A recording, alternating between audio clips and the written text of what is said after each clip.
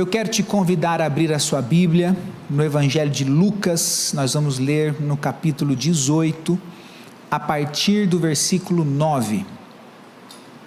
Enquanto você está encontrando o Evangelho de Lucas, capítulo 18, a partir do versículo 9, uma parábola proposta por Jesus, eu quero, nesse momento, dividir com a igreja, hoje é um dia que para nós causou bastante tristeza, porque nós somos humanos, sentimos saudade, e a própria Bíblia fala que a morte é o último inimigo a ser vencido. Então, quando alguma pessoa que nós amamos, ela vai para a eternidade, quando ela morre, quando ela vai estar com o Senhor, por mais que a nossa esperança esteja na glória de Deus, nós sentimos a saudade, a separação, e por isso hoje, como igreja, como família, como corpo de Cristo, nós estivemos juntos, choramos, oramos juntos com a família da irmã Ana Cláudia, que é mãe da Suelen, do Júnior, o que a gente chama carinhosamente de tio Júnior,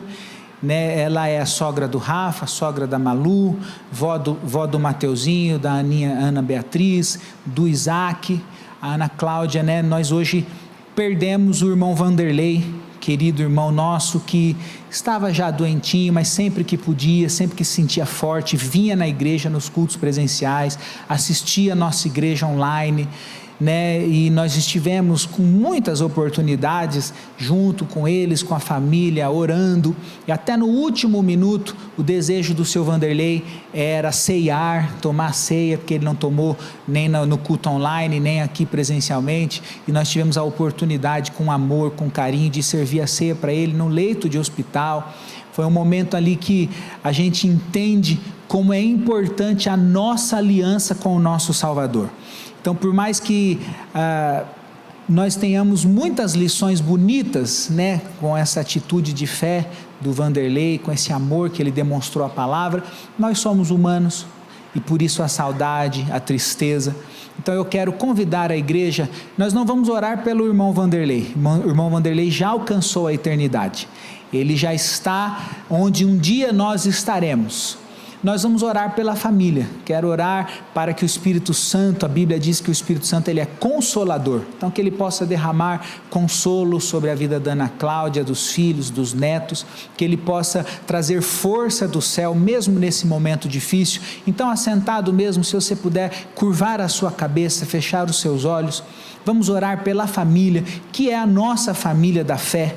Senhor, nós oramos, colocamos na Tua presença agora a Ana Cláudia, o Júnior, a Suelen, todos os familiares, os netos, todos aqueles que neste momento, nesse dia de domingo, estão enlutados pelo passamento do irmão Vanderlei. A Tua palavra nos ensina que o Espírito Santo, ele é consolador, ele é o divino companheiro, ele é aquele que acalma os nossos corações, que sonda os nossos corações, e nós então como igreja abençoamos esta família querida, amada, nós profetizamos, Senhor, mesmo no momento de dor, que eles possam voltar a sorrir, que haja alegria do céu, que eles sejam confortados pela nossa amizade, pela nossa igreja, que eles sejam confortados pela grande e maravilhosa presença de Deus na vida de cada um deles, que eles se sintam abraçados e amados por esta igreja e principalmente pela presença do Espírito Santo. Nós oramos, nós abençoamos, nós enviamos, Senhor, palavras de bênção para esta família, para esta casa que nós tanto amamos, em nome de Jesus, amém. Toda a igreja diga amém. Então eu quero te convidar a ler a sua Bíblia junto comigo. Agradeço muitos irmãos, muitos amigos queridos da nossa igreja que estiveram lá no velório, no culto fúnebre, que passaram por lá, uma grande demonstração de amor, de carinho, de irmandade. E se você não pôde por algum motivo, mas quando encontrar com a Ana Cláudia, com a família, se puder ligar, mandar uma mensagem carinhosa, orar por eles nas suas orações em casa, faça isso, porque nós somos uma família, um corpo, e nós somos o corpo de Jesus, amém? Quem pode dar um glória a Deus aí? Lucas capítulo 18, a partir do versículo 9, Jesus propôs essa parábola, e eu faço questão de ler a partir do versículo 9, porque a Bíblia diz para quem que ele estava falando essas palavras. Em nome de Jesus, não vamos encontrar ninguém com esse coração aqui. Aqui todo mundo confia no Senhor, todo mundo ama Jesus. Tem crente que ama Jesus aqui nessa noite.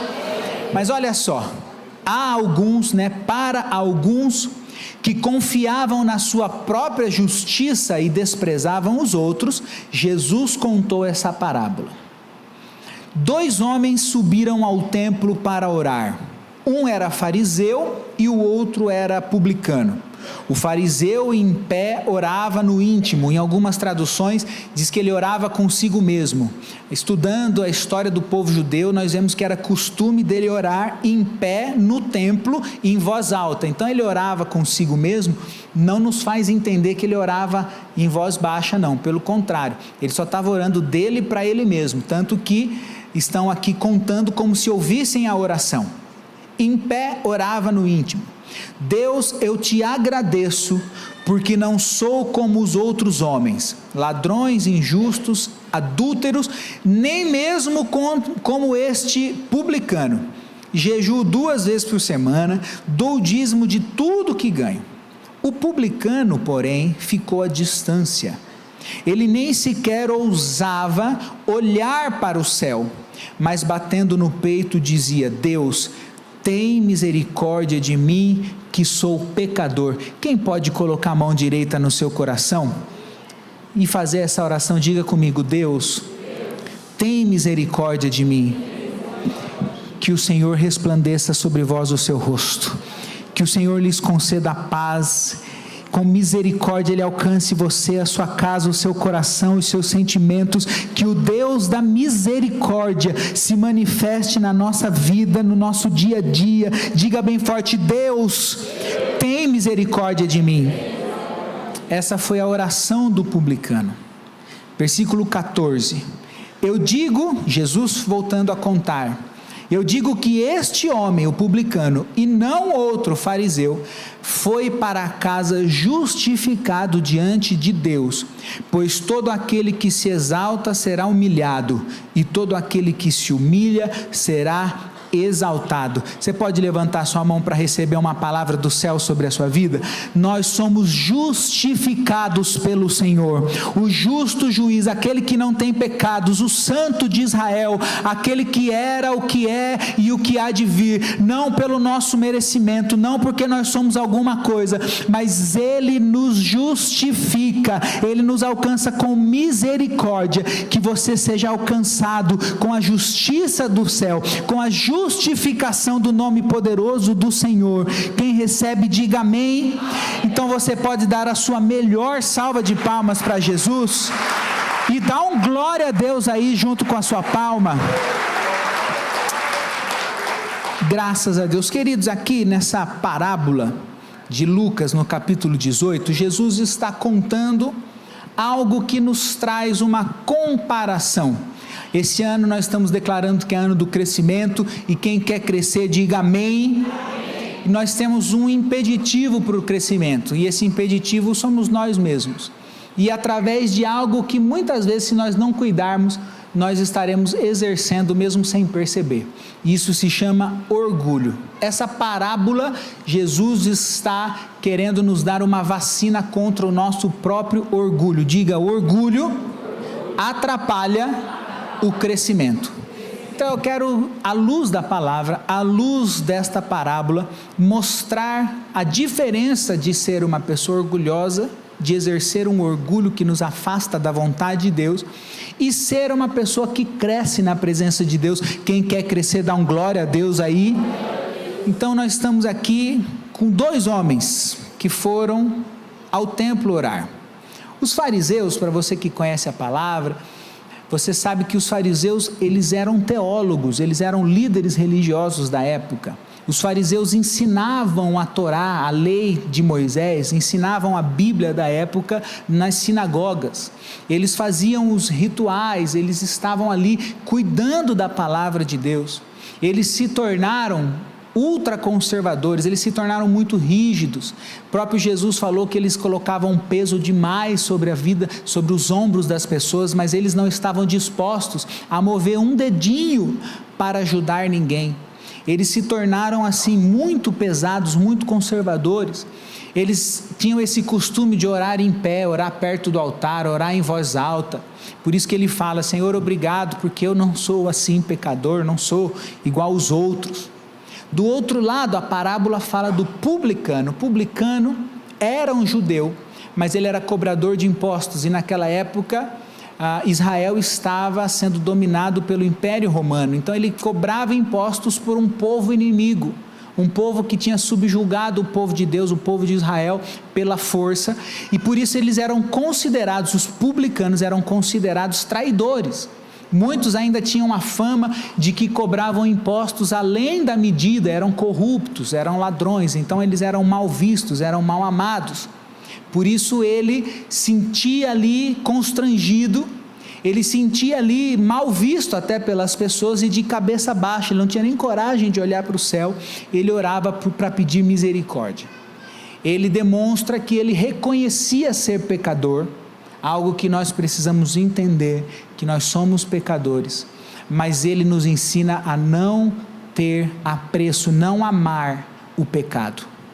Nós somos pecadores, a nossa natureza, se nós não cuidarmos da nossa carne, nós caímos no pecado. O apóstolo Paulo ensina: o bem que eu quero fazer eu não faço, o mal que eu não quero fazer, esse eu faço. E dessa forma nós entendemos que nós precisamos lutar contra o pecado, mas o principal sentimento da igreja que ama Jesus, tem crente que ama Jesus aqui nessa noite? Nós precisamos reconhecer que somos pecadores, mas nós não podemos amar o pecado. Não podemos nos conformar com o pecado, não podemos nos acostumar com o pecado, não podemos achar que é assim mesmo, as coisas são assim mesmo, 2025 é assim mesmo, deixa para lá. Então ele nos ensina isso, ele reconhecia que era pecador, mas ele não tinha prazer em ser pecador, ele queria consertar a sua vida, queria a misericórdia de Deus. O fariseu lhe demonstra uma coisa, seria cômico se não fosse trágico. Ele não vai no templo para orar, ele vai no templo para dizer o quanto ele achava que ele era bom. Ele vai lá e fala: Deus, olha como eu sou bom, olha o quanto eu jejuo, olha o quanto eu dizimo, olha o quanto eu oro, eu não sou igual a esse outro pecador, eu não sou igual aos outros, eu sou melhor do que as pessoas.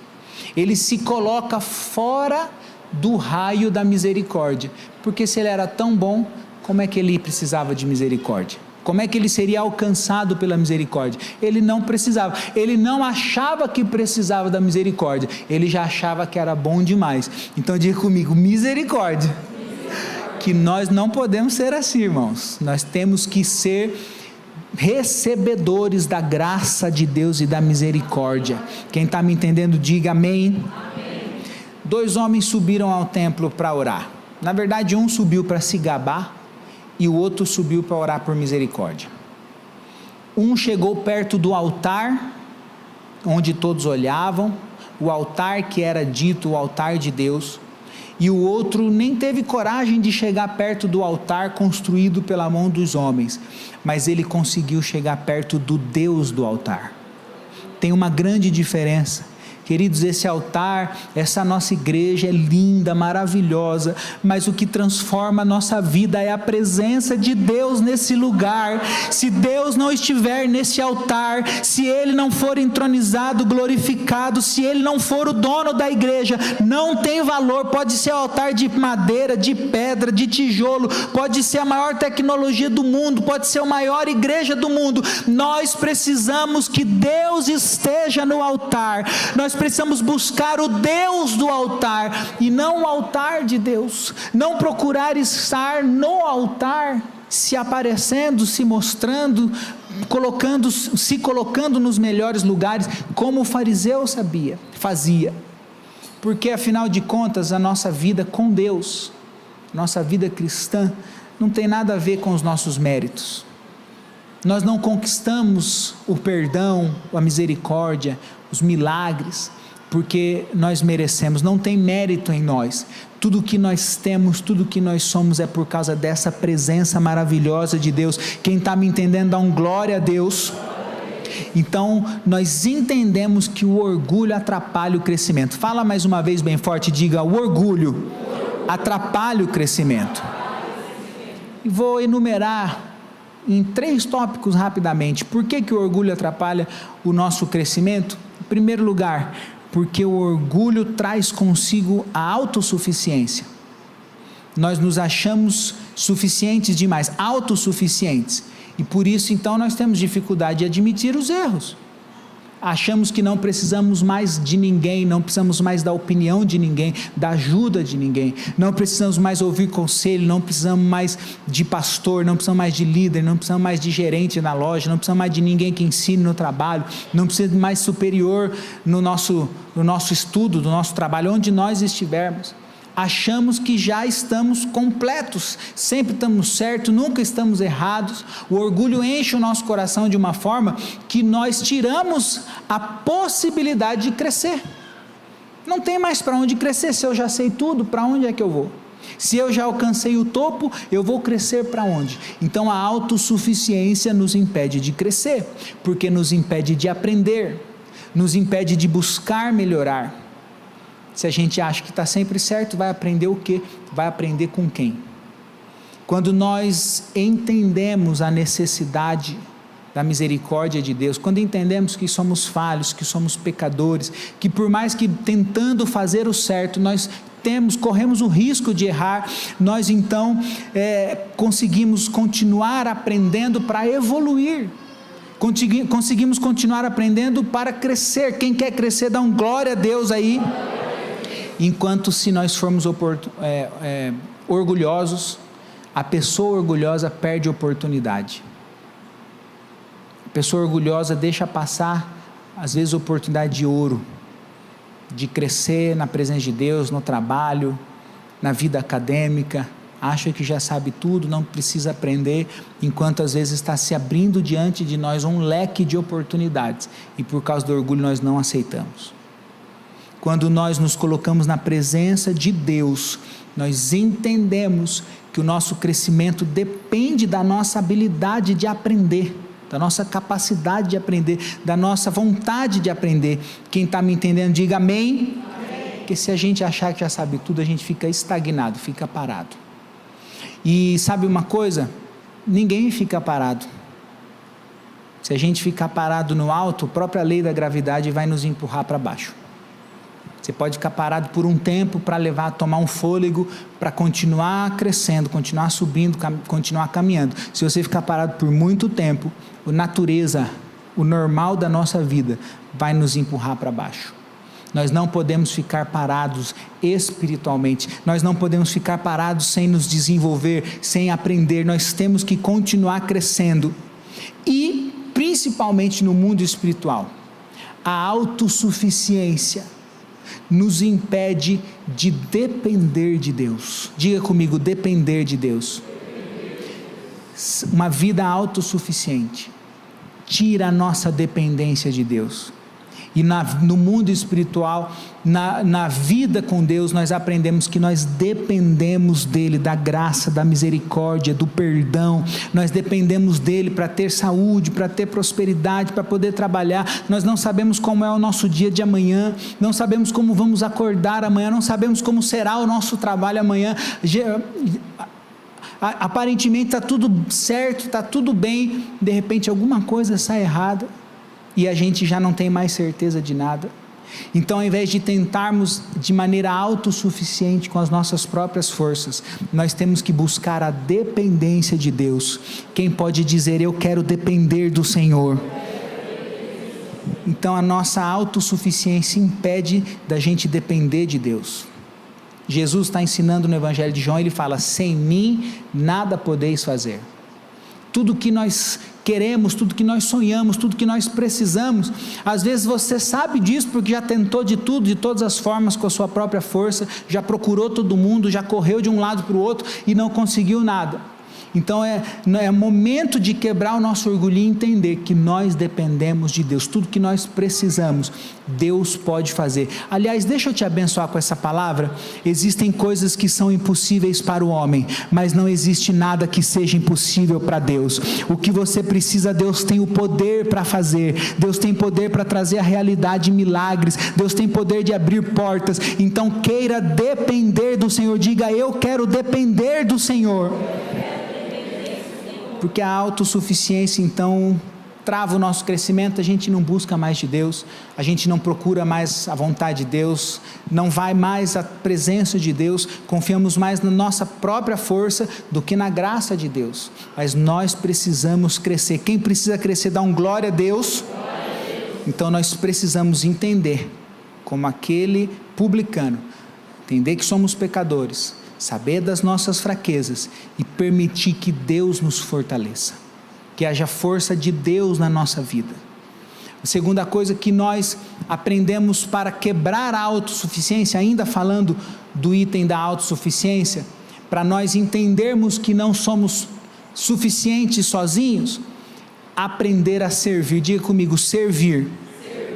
O reino, servir no reino, servir na igreja, servir no mundo espiritual, não é apenas uma atividade comum, é um estilo de vida. Na ótica do fariseu, que era um líder religioso, que era um teólogo, que era alguém que ensinava nas sinagogas, ele estava servindo quando ele estava lá perto do altar. Se nós não entendermos que servir é um estilo de vida na presença de Deus, se nós não entendermos que servir é um estilo de vida no mundo espiritual, nós vamos entender assim: é para estar lá no altar, eu vou, as luzes estão acesas, eu vou, se for o pastor que chamou, eu vou, vai estar a equipe de comunicação filmando, eu vou. Mas se não, se é para servir as pessoas na rua, se é para entregar um folheto, se é para ajudar no mutirão, se é para fazer aquilo que ninguém está vendo, não tem foto, não tem vídeo, não tem altar, não tem um monte de iluminação, eu não vou não, isso é pequeno demais para mim. Abençoar as pessoas, abraçar a criança carente, eu não vou fazer isso não.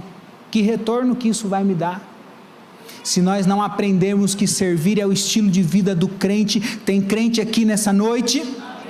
Se nós não entendermos isso, nós vamos servir só por conveniência, naquilo que a gente acha que deve. Quando eu vier de uniforme, quando eu estiver na escala, quando a igreja estiver cheia, eu quero servir nos cultos de domingo.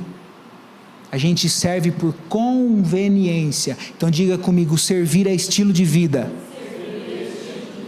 É tão estilo de vida, que no Evangelho de João, que nós estamos aqui usando como exemplo, Jesus, o exemplo desse momento, a leitura foi o Evangelho de Lucas, mas no Evangelho de João, João que foi aquele discípulo amado, ele conversando com os filósofos da época, ele demonstra que Jesus foi o verbo que se fez carne.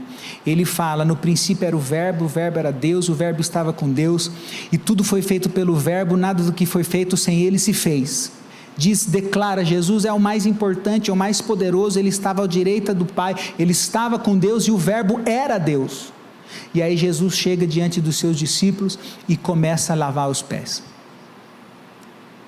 Jesus começa a lavar os pés dos discípulos, mas meu Deus do céu, o verbo, o poderoso, aquele que morreu na cruz, que iria morrer na cruz, que tinha poder para tirar o pecado da humanidade, ele está lavando os pés dos seus discípulos. Olha como servir é um estilo de vida na vida do crente. Quem está me entendendo, dá um glória a Deus. E Jesus, depois que ele lava os pés de todos os seus discípulos, ele fala para os discípulos, aprenda comigo, e agora vocês façam o mesmo. Quem está me entendendo, diga amém. Jesus está mostrando que no mundo espiritual, servir é um privilégio. Servir é demonstrar a nossa gratidão, e não a autossuficiência, a nossa dependência, e não nosso poder próprio. Nós queremos mostrar que dependemos de Deus. Quem depende de Deus, diga amém. Jesus declara que maior é aquele que serve. Quem quer ser grande no reino tem que ser o menor. Quem quer crescer tem que se diminuir, é o caminho das coisas de Deus. Então o orgulho que nos leva à autossuficiência nos impede de crescer. Quem está me entendendo, diga amém. Segunda coisa, o orgulho traz consigo uma sensação de superioridade. A gente acha que sempre é superior aos outros, por isso nós estamos sempre com a necessidade, até infantil, de ser aplaudido, de ser elogiado. A gente vem aqui na igreja e senta, ai como o irmão senta bonito, ai irmão como você anda bonito, ai como você estaciona o carro bonito irmão, glória a Deus pela sua vida irmão, os irmãos mimados, Jesus Cristo maravilhoso, tem que ficar toda hora elogiando o crente velho? Necessidade de receber aplauso, necessidade de ser ovacionado, nos traz uma dependência de sermos superiores. Isso o orgulho faz com a gente, e quando nós somos assim, nós prejudicamos o nosso relacionamento em 2 níveis: o nosso relacionamento com as pessoas. Quem é que gosta de ficar perto do Narciso? Quem é que gosta de ficar perto de um adulto mimado? Criança ainda é bonito, a gente brinca, a gente faz de tudo, é lindo, mas depois passou ali dos 10, 12 aninhos, já não é mais. Então prejudica o nosso relacionamento com as pessoas, mas prejudica o nosso relacionamento com Deus. Complexo de superioridade, não tem mais como crescer. Deus não pode mais nos corrigir, Deus não pode mais falar no nosso coração. Pastor, está pregando duro, vou para outra igreja. Amém, tem quantas 1000 igrejas em São José dos Campos? Mas até quando, queridos? Até quando a nossa fé será uma fé frágil? Até quando a nossa canela vai ser canela de vidro? Ninguém pode encostar, que trinca, que dói. O nosso orgulho maior do que o nosso chamado. Nós cantamos aqui: eis-me aqui, como eu poderia dizer não ao teu chamado? E glória a Deus, e aquela emoção. E aí falei: irmãos, vamos servir, vamos amar, vamos diminuir para que ele cresça. Não, pastor, aí não. O chamado para estar lá no seu lugar aí pregando, esse chamado que eu quero. Até quando essa sensação de que nós somos superiores? Uma competição. Aí às vezes está competindo dentro de casa, o cônjuge, os filhos, os irmãos. Pessoas que deveriam se amar estão competindo, porque acham: porque eu tenho um diploma a mais, ou porque eu tenho uma conta bancária a mais, porque eu comprei um carro assim, porque eu uso sapato assado. As mulheres, por causa de sapato, uma maravilha, glória a Deus. Mas até quando a nossa sensação de superioridade vai nos levar a um orgulho que atrapalha o crescimento? Ver as pessoas como concorrentes e não como irmãos, adversários, não ajudadores. Às vezes tem pessoas que estão levantando a mão, estendendo a mão para nos ajudar, e nós estamos perdendo a oportunidade de ser ajudado por causa do orgulho. Pessoas que estão oferecendo para nós a mão amiga, o braço amigo, o ombro amigo, a palavra amiga, e nós estamos perdendo a oportunidade por causa do nosso orgulho. Mas como é que eu vou ser ajudado por essa pessoa que não estudou o que eu estudei, que não sabe o que eu sei, que não viveu o que eu vivi? Mas essa pessoa, lavada e remida pelo sangue de Jesus, ela pode não estar andando aí de avião de primeira classe, esnobando na internet, mas ela está em paz, vivendo com seu Salvador, vivendo com seu Criador. Ela está feliz, ela está vivendo uma nova vida, não está nem preocupada com o que você tem guardado no banco, não está nem preocupada com o carro que você dirige. Ela está dizendo para você: a esperança que me alcançou, a esperança que me tirou de um mundo mau, pode alcançar você também. A esperança que transformou a minha família, a minha casa, pode transformar a sua também. A paz que reina na minha casa, pode reinar na sua casa também. E às vezes a pessoa está oferecendo para nós essa mão amiga, essa palavra de esperança, e nós estamos perdendo a oportunidade de ser ajudado por causa de um complexo de superioridade. Quem está me entendendo, diga amém. Quem ainda me ama, diga aleluia.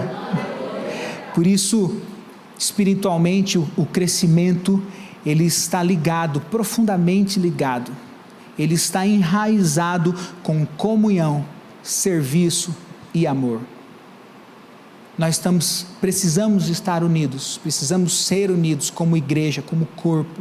Nós precisamos servir uns aos outros e precisamos amar uns aos outros. Diga comigo: comunhão, serviço e amor. Por isso a necessidade de ser superior impede o serviço. Jesus falou, quem quer ser maior tem que ser servo, quem quer ser grande tem que ser servo. Evangelho de Marcos capítulo 10. O caminho para que nós cresçamos contra o orgulho, contra o complexo de superioridade, é servir de maneira desinteressada. Não sei o que eu vou ganhar em troca, não sei se eu vou ganhar alguma coisa em troca, não sei se Deus pode me recompensar ainda nessa vida, nesse tempo, mas eu quero estar servindo. Eu creio que eu vou ter pedras na minha coroa, eu tenho uma eternidade, eu creio que se Deus quiser fazer, Ele pode fazer, se Ele não quiser fazer, louvado seja o nome do Senhor. Servir de maneira desinteressada, sem apego das coisas que são do mundo, fazer isso por amor da palavra de Deus. Nós precisamos fazer isso na nossa vida para crescer, e quem quer crescer diga eu quero. Então a autossuficiência nos faz distanciar de Deus, porque nós achamos que somos maiores, achamos que podemos fazer as coisas do nosso próprio jeito. E o terceiro ponto que a autossuficiência, o orgulho traz consigo, além da autossuficiência, além da sensação de superioridade, o orgulho traz consigo resistência à humildade, uma luta contra a humildade. Diga bem forte: humildade. O orgulho de nós encontrarmos em nós espaço para aprender com o outro, faz que a gente esteja menos disposto a ouvir, menos disposto a aprender. E a Bíblia fala que nós temos que ser tardio no falar e prontos no ouvir, mas a falta de humildade faz a gente inverter o que a Bíblia ensina. E aí nós dificultamos a ação do Espírito Santo no nosso interior. Por quê? Porque evangelho é mudança de rota. Conversão, como já disse, você está no carro, você vai converter, você vai virar, você vai mudar o caminho, mudar as ações, mudar as atitudes, mudar o pensamento. Tudo aquilo que eu fiz até agora que não condiz com a palavra de Deus, eu preciso transformar. E a falta de humildade nos impede de reconhecer essa necessidade de transformação. O orgulho nos coloca numa posição de que nós não vamos convergir, nós vamos converter para lugar nenhum. Quem está me entendendo aí, diga amém. E por causa disso nós nos distanciamos de Deus, porque nós criamos barreiras. O orgulho cria barreiras na presença de Deus, e afeta a nossa vida pessoal, afeta a nossa vida espiritual, e afeta a nossa vida relacional com as pessoas. A falta de humildade, se a gente nunca parar para dizer para o cônjuge: você que estava certo, eu estava errado. Se a gente não tiver humildade até para ver isso com o filho que é adolescente, às vezes criança, jovem, que ele acertou e nós erramos, que por aquele caminho é melhor do que por aquele outro, isso afeta nosso relacionamento com as pessoas, nossa vida pessoal e a nossa vida espiritual. Mas quem quer crescer, dá um glória a Deus aí. E nós precisamos entender que no mundo espiritual não tem a ver com a gente estar certo, mas tem a ver com nós sermos mais parecidos com Jesus. Eu posso te convidar a colocar sua mão direita no seu coração? A palavra quer fazer você ser mais parecido com Jesus. A palavra quer te transformar à imagem e semelhança do seu Criador. É por isso que existe a palavra de Deus, para que nós possamos saber a vontade dEle, e a vontade que é boa, perfeita e agradável, e assim nós vivermos segundo essa vontade, para nos tornarmos mais parecidos com Cristo. Quem quer se tornar mais parecido com Cristo, diga amém. Quem pode dizer glória a Deus aí bem forte no seu lugar?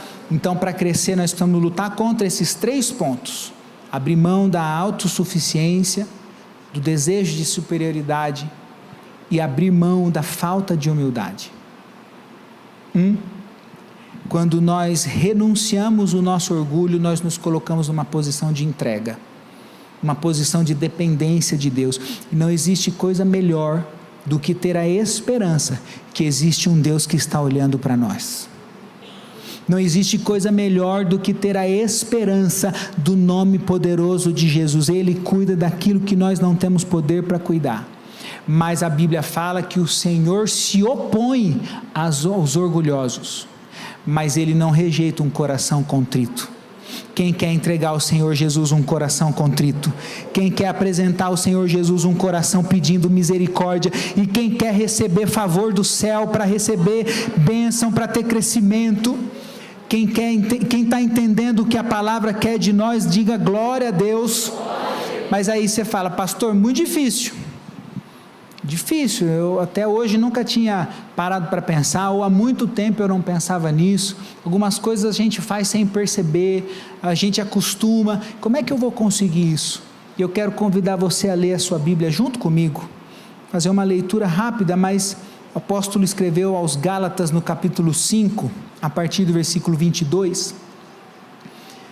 Olha como nós podemos aprender e viver. A palavra é tão perfeita, o nosso Deus ele é tão perfeito que ele sabia que sozinhos nós não conseguiríamos. Para a nossa carne, para o nosso lado humano, é difícil demais, e o Senhor sabe. Então nós não precisamos estar sozinhos. Diga comigo, eu não preciso estar sozinho. Olha o que diz aqui Gálatas capítulo 5, versículo 22. Mas o fruto do Espírito é amor, alegria, paz, paciência, amabilidade, bondade, fidelidade, mansidão e domínio próprio. Repare que ele está dizendo o fruto do Espírito, não são os frutos do Espírito, é uma coisa só. Quem quer receber o Espírito Santo, levanta a sua mão. Quando o Espírito Santo está em nós, nós já recebemos o fruto do Espírito, todas essas bênçãos de maneira completa. O Senhor quer te dar amor, quer te dar alegria, quer te dar paz, mansidão, longanimidade, bondade. O Senhor quer completar a sua vida com tudo aquilo que é do céu para você. O Senhor quer te abençoar de maneira completa. Com o Espírito Santo ele não deixa faltar nada. Quem recebe diga amém. Mas olha que bonita essa segunda frase do versículo 23, contra essas coisas não há lei.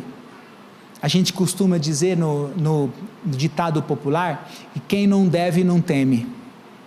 Na verdade, não teme quem está cheio da presença do Espírito Santo de Deus. Nós não vamos cometer nenhum pecado, nenhuma injustiça, nenhuma imoralidade, nenhuma falta de ética, se o Espírito Santo de Deus estiver conduzindo a nossa vida. Não teremos práticas da carne nem do orgulho. Aliás, a leitura continua falando isso, versículo 24, os que pertencem a Cristo Jesus crucificaram a carne e as suas paixões e os seus desejos. Crucificou o seu orgulho, o seu eu, sua necessidade de aprovação. 25, já que vivemos no Espírito, andemos também no Espírito, não sejamos presunçosos, em algumas traduções orgulhosos, provocando uns aos outros, tendo inveja uns dos outros. Levante a sua mão para receber essa palavra. O Espírito Santo é aquele que te faz crescer, o Espírito Santo é aquele que te faz completo, o Espírito Santo é aquele que te faz sentir completo, mesmo que estejam faltando as coisas desse mundo. Pastor, eu não sei explicar, eu estou passando por uma enfermidade, eu fui no médico, ele me desenganou, a porta do emprego fechou, mas eu estou aqui na presença de Deus, eu estou sentindo uma alegria, eu estou sentindo uma paz. É a presença do Espírito Santo que está em você. Pastor, mas todo mundo diz que eu não vou conseguir. Eu estou cheio de esperança, a minha vida está cheia de fé. É o Espírito Santo que está se manifestando através de você. O Espírito Santo não nos deixa faltar nada, ele é completo, ele nos dá tudo, a presença dele nos faz crescer, nele encontramos tudo aquilo que nós precisamos. O Espírito Santo nos leva ao crescimento diante da palavra de Deus. Então diga comigo, Espírito Santo. Diga bem forte, Espírito Santo, eu quero. Diga bem forte, eu preciso da sua presença. E agora sim pode aplaudir bem forte o nome poderoso do Senhor. Glória a Deus. Se o orgulho atrapalha o nosso crescimento, o Espírito Santo nos leva ao crescimento. O Senhor, a palavra diz que Ele exalta aqueles que são humilhados, que Ele levanta o abatido. Nós aprendemos que aquele que se coloca diante de Deus, aquele que se coloca na dependência de Deus, não precisa temer as coisas desse mundo. Nós não somos reféns do pecado, da maldade, da mentira, da inveja. Nós somos cheios do Espírito Santo de Deus, nós crescemos com Ele. Então, crescimento espiritual, a grandeza da nossa vida é sermos sensíveis à presença do Espírito Santo de Deus. Quem está me entendendo, diga amém. O Espírito Santo nos convence do pecado, por isso que o publicano, ele entende, eu sou pecador, eu não amo o pecado, mas eu sou pecador. O Espírito Santo nos convence do pecado, da justiça e do juízo. O Espírito Santo nos ensina, nos guia, João 16:13 fala, ele nos guia em toda a verdade. Então o reino de Deus precisa ser uma vida entregue ao Espírito Santo, um relacionamento com o Espírito Santo, não apenas na teoria, não apenas em palavras. Aqui eu quero destacar com os irmãos, porque quando nós somos cheios do Espírito Santo, nós recebemos todas aquelas bênçãos do fruto do Espírito, mas o crescimento através do poder do Espírito Santo vai exigir de nós duas coisas, e eu vou rapidamente falar isso para nós terminarmos, para nós orarmos. Duas coisas para crescer na presença do Espírito Santo. Quem quer crescer com o poder do Espírito Santo? Duas coisas são exigidas de nós. A primeira delas, uma busca intencional. Não é aleatório, não é caso de sorte. Ai, que sorte, eu fui cheio do Espírito Santo. Não vai. Pode chorar, pode emocionar, mas isso não é ser cheio do Espírito Santo. Ai, que bom, aleatoriamente eu fui tocado pelo Espírito Santo, pela primeira vez, alcançado pelo amor, alcançado pela graça. Você está assistindo esse culto pela primeira vez, você nunca tinha ouvido falar que existe esperança no nome de Jesus. Essa primeira vez você está vindo aqui porque Ele já te alcançou através do convite de alguém, através da oração de alguém, mas a partir de agora que você está ouvindo essa palavra, você precisa buscar intencionalmente. Diga comigo, intencionalmente. Precisa buscar, precisa praticar de maneira intencional. E a segunda coisa, nós precisamos de estar disponíveis e dispostos. Tem gente que está disponível, mas não está disposto. Por quê? Como assim? Estou disponível, mas não estou disposto. Eu tenho tempo, mas eu não quero ir. Ou eu quero ir, mas eu não tenho tempo, eu não estou disponível. A presença do Espírito Santo vai existir, vai se manifestar em nós, quando nós estivermos dispostos e disponíveis. Diga comigo, disposto e disponível. O que significa isso na vida prática? Em primeiro lugar, uma vida de oração. Queridos, busca intencional é uma vida de oração. Estar disposto e disponível, você precisa entender, a igreja precisa entender, o crente tem que entender. Tem crente aqui nessa noite? Não existe vida espiritual sem vida de oração. Não existe, às vezes, engraçado, para não dizer outra palavra que me veio à mente, o pastor tem que dizer que crente tem que orar. Precisa de maneira intencional, tem que acordar uma hora mais cedo, tem que dormir uma hora mais tarde, tem que quebrar a sua madrugada no meio, dobrar o seu joelho e buscar a presença de Deus em oração. Não existe vida de crente se não houver vida de oração. O crente precisa orar, isso é buscar de maneira intencional. Mas pastor, é difícil ficar lá de joelho, às vezes eu não posso. Você não pode por questões de saúde, ore sentado. Ore de pé, mas ore. A vida do crente depende da oração. Então o Espírito Santo vai agir na sua vida quando você viver uma vida intencional na sua oração. Quem está me entendendo, dá um glória a Deus aí. Então não pode ser uma teoria. Eu sei que eu tenho que orar, mas não é o que eu sei, é o que eu faço com aquilo que eu sei, que muda a história da minha vida. Então diga comigo, o crente precisa de oração. Segunda coisa, o crente precisa se submeter à palavra de Deus. Existe uma palavra, existe um livro que nos ensina a vontade de Deus. Ai pastor, eu queria tanto que Deus falasse comigo. A sua Bíblia está aberta? Pastor, eu não consigo, eu não tenho tempo, eu trabalho muito, eu tenho filhos, Precisa ser uma busca intencional. Precisa deixar de assistir um filminho, deixar de descansar um pouquinho, precisa deixar de fazer um passeiozinho para sentar, abrir a Bíblia e ler a palavra de Deus. Nós precisamos conhecer a palavra de Deus. A palavra de Deus nos protege, a palavra de Deus nos faz crescer, nos impulsiona, a palavra de Deus nos blinda no mundo espiritual. Quando você conhece a palavra de Deus, a palavra diz assim, que aquele que é de Deus o maligno não toca, aquele que é de Deus o inferno não tem poder sobre ele. Nós somos o que a Bíblia diz que nós somos, mas como seremos se não conhecermos? Então diga, eu preciso conhecer a palavra. O Espírito Santo transforma a nossa vida, Ele fala conosco usando a palavra para nos guiar, para nos transformar. Ele fala conosco através da palavra, não é a voz do pastor, é a voz pura de Deus falando conosco através da leitura da palavra. Então diga comigo: eu preciso ler a palavra. Às vezes é bom, inclusive, eu aprendi isso com um professor meu de escola bíblica, decorar, memorizar versículos. Às vezes a gente se sente triste, depressivo, alguém solta uma palavra, a gente acha que não vai conseguir, e existem palavras, existem versículos bíblicos, existem ensinamentos do próprio Jesus Cristo no seu ministério, que nos faz combater esses sentimentos malignos. Então nós precisamos conhecer e nos submeter à palavra. Em terceiro lugar, nós precisamos praticar a obediência da palavra. E vou falar uma dica de graça: obedece quanto antes. Quanto mais rápido a gente obedece, mais rápido a gente cresce. Sabe quando a gente fica procrastinando, sabe que tem que fazer, sabe que precisa fazer, sabe que não vai escapar de fazer aquilo, e fica dando murro em ponta de faca? Saulo, Saulo, difícil coisa é recalcitrar contra os aguilhões. Por que você está perseguindo aquele que quer te amar? Por que você está duvidando daquele que quer te salvar? Por que você está correndo para longe daquele que você precisa estar mais perto?